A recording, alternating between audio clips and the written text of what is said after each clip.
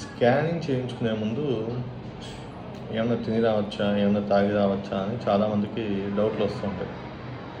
యూజువల్గా ఏంటంటే కాంట్రాస్ట్ ఇచ్చి చేసే స్కానింగ్ అంటే కాంట్రాస్ట్ ఎంఆర్ఐ కానీ లేకపోతే కాంట్రాస్ట్ సిటీ స్కాన్ కానీ ఇలాంటివి చేసేటప్పుడు సాధారణంగా రేడియాలజిస్టు ఖాళీ కడుపు మీద రమ్మంటారు. ఒక్కోసారి ఏంటంటే ఓరల్ కాంట్రాస్ట్ అంటాం. కాంట్రాస్ట్ ఇదివరకు నేను చెప్పినట్టు ఐవీగా ఇస్తాము.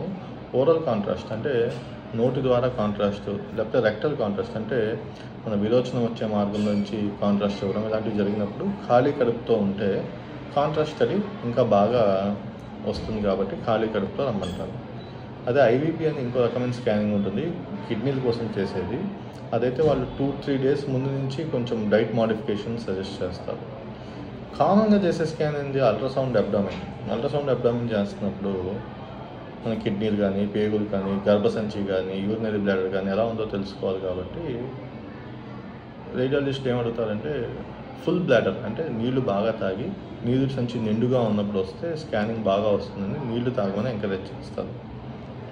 దీంతో ఇంకో ఉపయోగం కూడా ఏంటంటే ఎస్పెషలీ ప్రాస్టేట్ గ్రంథి సైజు ఇవన్నీ చూసేటప్పుడు పాస్కి వెళ్ళకముందు నీరు సంచులో ఎంత ఉంది స్కాన్ చేసినప్పుడు మళ్ళీ వాళ్ళు ఏం చేస్తారంటే యూరిన్కి వెళ్ళి రండి ఏమైనా మిగిలిపోతుందా లేదా అని టెస్ట్ చేస్తారు.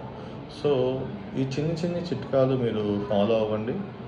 నెక్స్ట్ టైం మీకు ఏమైనా స్కాన్ కానీ మీ లవ్డ్ వన్స్ కానీ స్కాన్ చేస్తున్నప్పుడు అక్కడున్న రేడియాలజిస్ట్ని కానీ ఆ టెక్నికల్ టీమ్ని కానీ అడిగితే what dietary instructions to be followed వాళ్ళు గైడ్ చేస్తారు. దాని ప్రకారంగా అది ఫాలో అయ్యి స్కాన్ చేయించుకోండి. Stay healthy, stay safe.